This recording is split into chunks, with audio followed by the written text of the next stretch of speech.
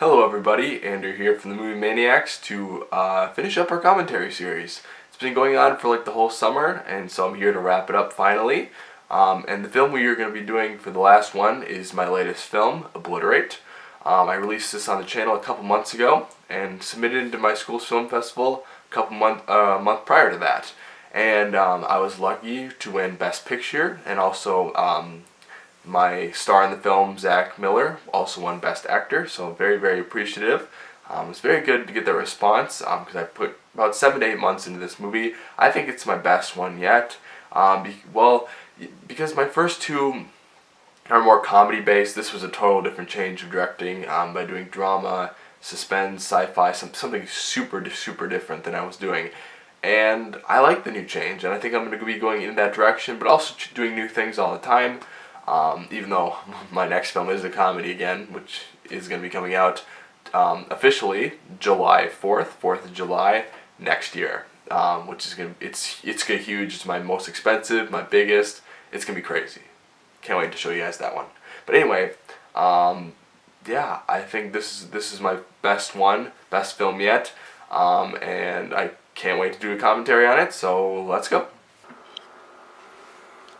Okay, so here we have our classic Excalibur logo, the logo we've used for every one of our films so far, and we want to continue that because that is our production studio.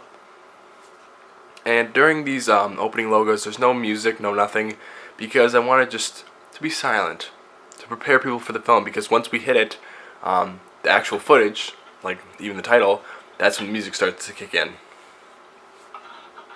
And this, what you hear right now, the sound is him putting in the music that you're about to hear. And this song is Nobody Home by Pink Floyd, a great artist, and this song inspired the scene. I listened to the song, I'm like, this is what the scene should be. And this might be one of my favorite scenes of the film. And there's Zach Mitchell, our star of the movie. That's his name is Brian Connors. I like this shot right here. It was rainy out. I said, let's film it. It looks good. And it was really hard. Originally, this scene was supposed to be filmed with snow, but I filmed this too late towards the spring that I was not able to get snow. I had to use rain, which I like better. Snow is more magical. Rain's more depressing and somber, so it works. And this shot right here was always like the shot I always was picturing in my head as I wrote this scene. So that was like the original shot. And then this part right here, the camera was on a tripod in an elevator. If you've ever filmed in an elevator, it's really tough because it's shaking around. And so that wasn't the plan, but it kind of works into a metaphor of his life, and you can go deeper into it. But originally that was not the plan, for that to shake around as much as it did.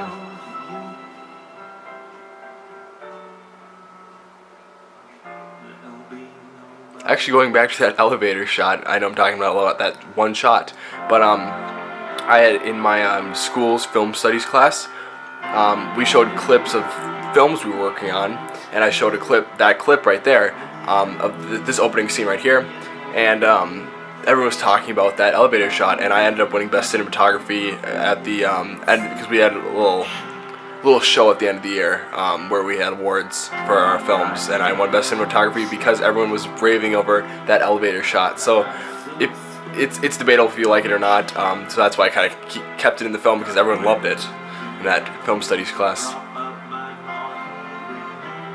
So basically in this scene, it's just him trying to find life, trying to find people still alive. And you know, I'm not going to find an area where there's actually tornadoes or like destruction, so I used tornado pictures. I don't know, I did the best I could with what I had and the budget I had. And this right here is going to be a foreshadow to what actually the end of the movie is. The big monsters, big print into the ground, which I asked a lot of people after the movie, and they didn't even remember that. So you have to watch this movie a couple times to get these little nuggets of information leading up to the monster. And that is my cameo in the film right there, dead on the ground with a picnic table smashed under me. And that is just stop motion right there. I took a bunch of pictures and sped it up.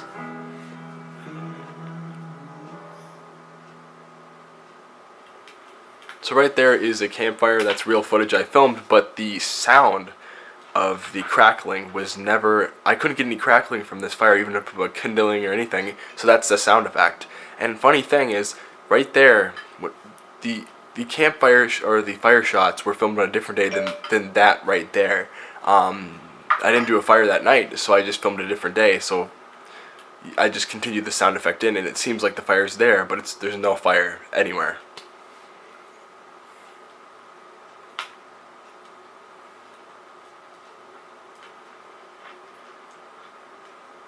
And this movie is a drama and a sci-fi, but I would also say it's a silent film. I mean, there is talking in the movie, but it is a silent film for a long part of it, and I really think that is crucial.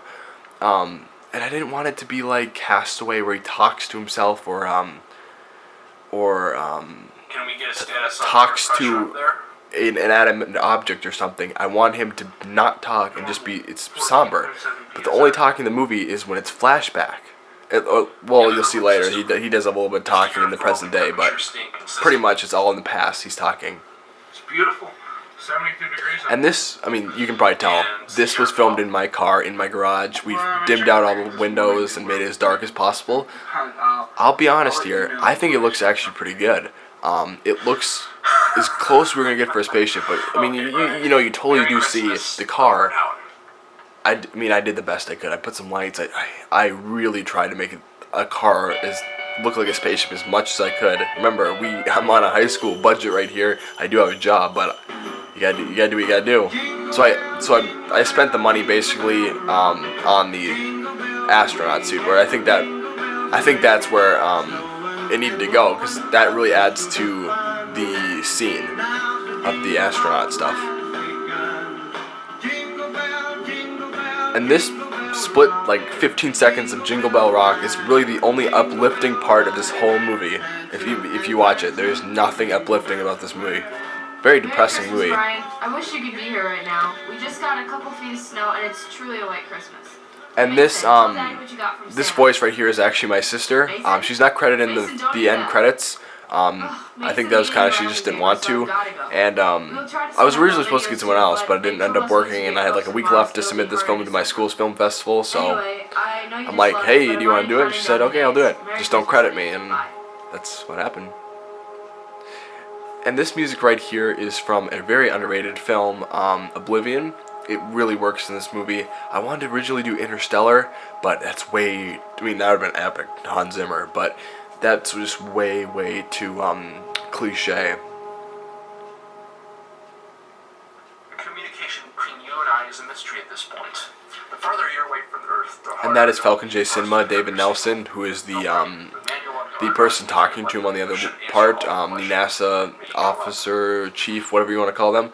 And he did a good job. And I had to kind of alter, I filmed did his voiceovers, but then I had to add some tracks behind it to make it sound like it was coming out of the radio.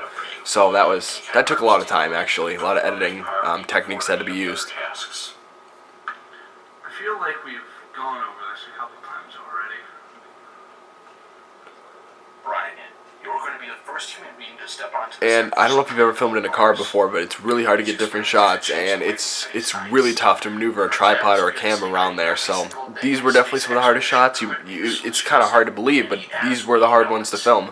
So yeah, it's really hard to film in a car. Really hard.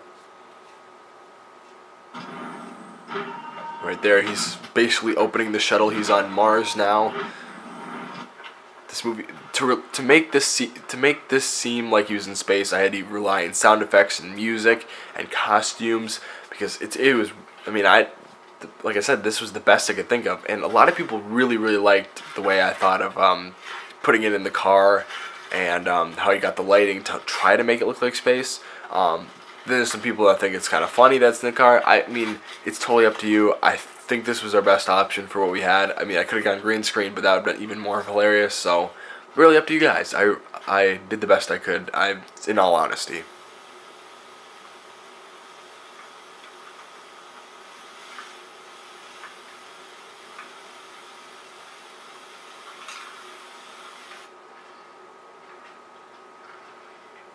So I'll just say it right now before we even get into the really, really emotional parts of this movie. Zach, at my school's film festival, won Best Actor, and props to him. He deserved it 100%. People say, oh, it's your writing, which, I mean, thank you very much. But his performance really made this movie very special.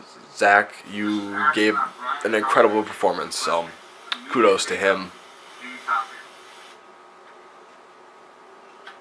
Well, this sucks.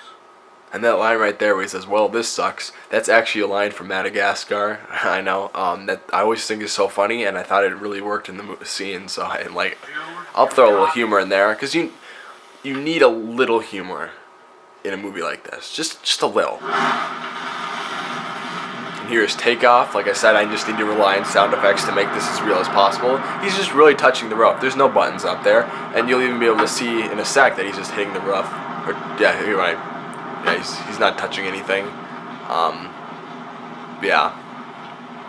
And then this shot right here, it's hilarious. I know, it's hilarious. I didn't really know how to film it, and that's what we got. So I think that's one. It's hilarious. It seems I've miscalculated a bit. I'm going to be landing in Washington State. It's kind of hard just with the book and no second brain to guide me. But And here's where the film's about to pick up to its conclusion. Like this was a 15-minute film contest, 15 or under. So I really had to cramp back things in there, the story. But yeah, I think between the past and the present, I think it does blend well. And this shot right here, I did not pay for it. I didn't make it. I didn't pay for it. This was a free, royalty-free shot. Oh my, I was so happy when I found it. It's not Gravity. It's not The Martian. It doesn't look as good as those, but it's the best shot visually. I was afraid I was going to win Best Visual Effects at the film festival just because of that. I was like, oh, I didn't make it, so I'm glad I didn't. And a lot of people in the film festival got jump scared when that music started playing. And this is from 10 Cloverfield Lane. Great score for that movie. And Zach right there jumped into a lake. It was in April. Very, very, very cold. He did it twice actually. Three times. So yeah, it was like 0 degrees in that water. Props to him again. He definitely deserved that Best Actor award.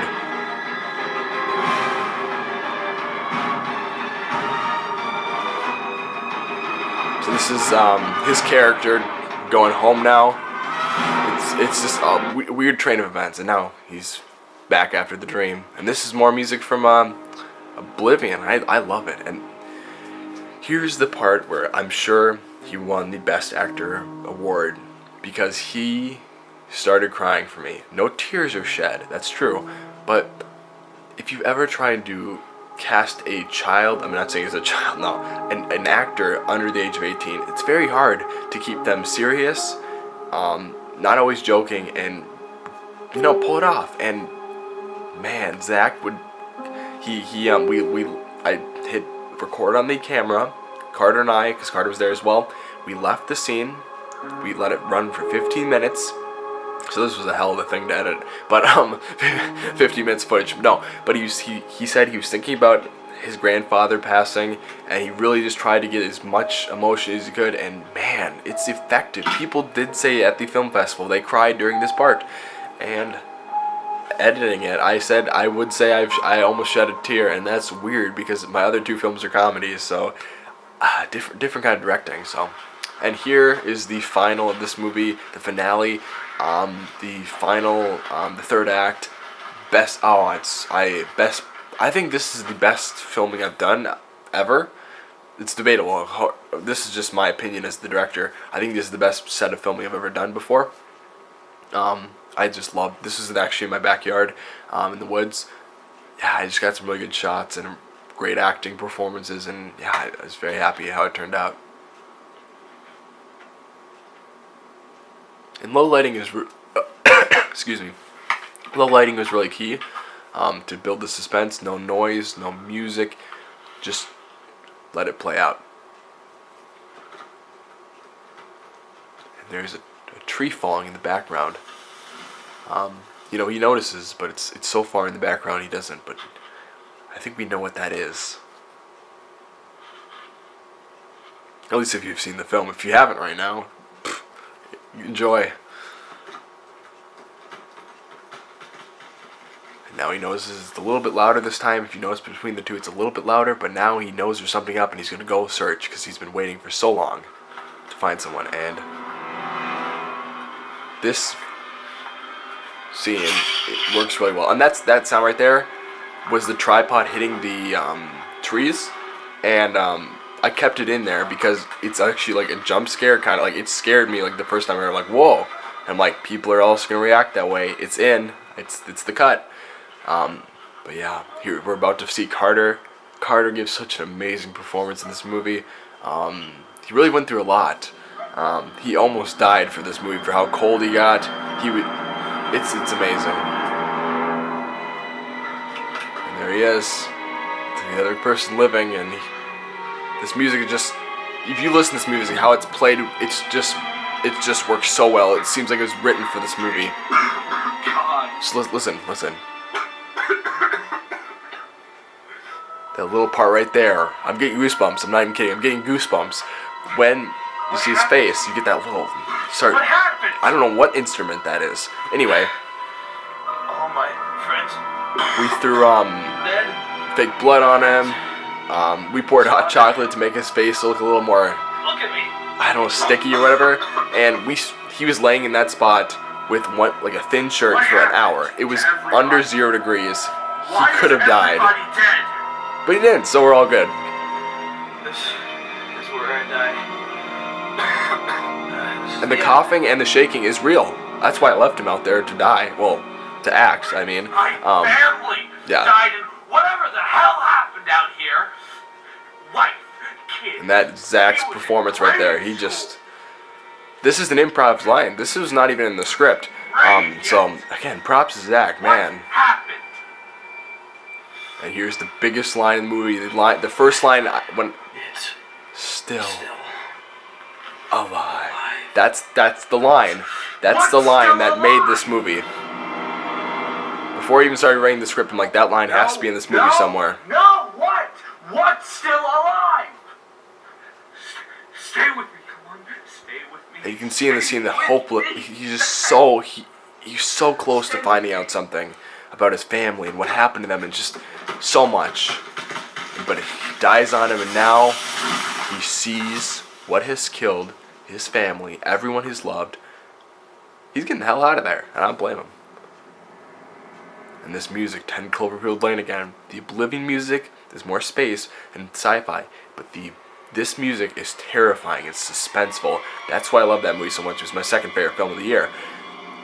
This is not sped up either. People think it's sped up. This is real. This is real footage. There's no altering, editing, just taking out the sound. And here it is. That music getting faster and faster because something is coming. We don't know what it is yet. And could have worked perfectly with the editing. Right when the lights turn on, boom. And why the lights turn on? A lot of people are curious. Some people actually it's really up to you. But this monster creature is from a different not dimension, but different world or whatever. It's not explained in the film, but that's why the lights are going crazy, because in Close Encounters of the Third Kind or any of those alien movies, because it's basically an alien, the lights flicker because the energy. So this monster is a great big alien creature thing, and this is the money shot, my favorite shot of this film, right here, and Godzilla. That's Godzilla's sound effect. I wanted to choose something a little more obscure, but I couldn't find one, so I went with that because it's so menacing, so powerful. And the movie's over. Oh, I'm getting goosebumps again. This commentary is cocky. I know there's problems with this movie. There's things that change again. This is not a perfect movie. Should it win awards in film festivals? No, it shouldn't be. No. But I'm very, very, very proud of how I made this movie. This is my favorite one I've made. This movie strives for me to get better and become better as a filmmaker, and I'm very proud of this movie. I'll be honest with you. I got great performances. the script really mixed with like the performances. I was very, very happy. So that is Obliterate Commentary for you. Okay, so that was the Obliterate Commentary. I hope you guys all enjoyed it, and overall enjoyed all these commentaries. Carter and I just wanted to sit down and give you our thoughts on our films, what we liked about them, what we don't like about them, what we changed, what we did, our insight, and here they all are. They're all on the channel now, so you can watch them, and especially our first one that we put out there. If you haven't watched it yet, we released our film when we were young, like 6th grade. We released that on the channel and we did a commentary. Well, we didn't do a commentary on that one. We talked beforehand, but that's on the channel as well. So I hope you enjoyed this series. When we make more films in the future, we will definitely be able to be doing more. And yeah, thank you so much guys for watching. As always, make sure to hit that subscribe button. We have had a great time doing videos this summer. Once we hit the school year, you can bet it's going to be a little bit slower because it's junior year for both Carter and I. And that means a lot of homework, so yeah, thank you so much guys for watching. Super appreciative. Let's get to 400 by as soon as possible. 500 by the end of the year, how about that? Anyway, stay awesome guys.